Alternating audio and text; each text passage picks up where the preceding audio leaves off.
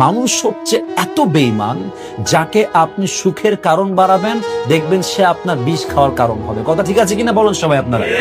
এটা বুঝতে হবে আপনাকে, আপনি কাকে ভালোবাসছেন, কাকে আপনি মূল্য দিচ্ছেন। প্রিয় ভাই আমার, প্রিয় বোন আমার, আমি সবাইকে বলবো যে আপনার 1 নাম্বার বন্ধু আল্লাহ, 2 নাম্বার বন্ধু হচ্ছে the prophet, last Messenger Muhammad সাল্লাল্লাহু আলাইহি ওয়াসাল্লাম। এই 2 জন ছাড়া আপনি যাকেই অন্ধবিশ্বাস করবেন, যাকেই আপনি পাগলের মতো ভালোবাসবেন, সোজা কথা বাংলা ভাষায় আপনি বাস খাবেন, আপনি এর প্রতিদান ভালো কিছু পাবেন না। কথা ঠিক আছে কিনা বলেন? এজন্য মেহেরবানি করে কখনো নিজের সুখটাকে অন্যের উপরে ডিপেন্ডেবল করবেন না। কারোর জন্য এতটা পাগল হবেন না যে সে অবহেলা করলে আপনি মরে যাওয়ার মতো অবস্থা হয়ে যাবে। আপনি দেখেন আজকে অনেক ছেলেরা আত্মহত্যা করে মারা যাচ্ছে।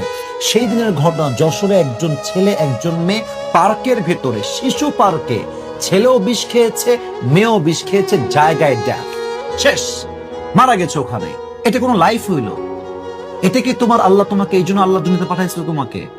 আল্লাহ তোমাকে পাঠাইছিল মা খালাকতুল জিন্না ওয়াল ইনসা ইল্লা লিয়াবুদুন। We have created the mankind and the jinnkind just to worship me. Allah বলছেন আমি সৃষ্টি করেছি আমার ইবাদতের জন্য। আর মানুষ কারো অবহেলা পেলে বিষ খেয়ে ফেলে, একে অপরকে না পেলে বিষ খেয়ে ফেলে। What's the hell? Doesn't make any sense. এটা কোনো লজিক হতে পারে?